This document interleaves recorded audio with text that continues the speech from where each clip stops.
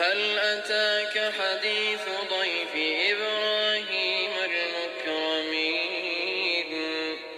إذ دخلوا عليه فقالوا سلاما قال سلام قوم منكرون فراغ إلى أهله فجاء بعجل سمين فقربه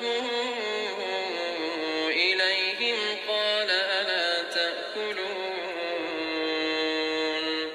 فأوجس منهم خيفة قالوا لا تخف وبشروه بغلام عليم فأقبلت امرأته في صرة فصكت وجهها وقالت عجوز عقيم قالوا كذلك قال ربك إنه هو الحكيم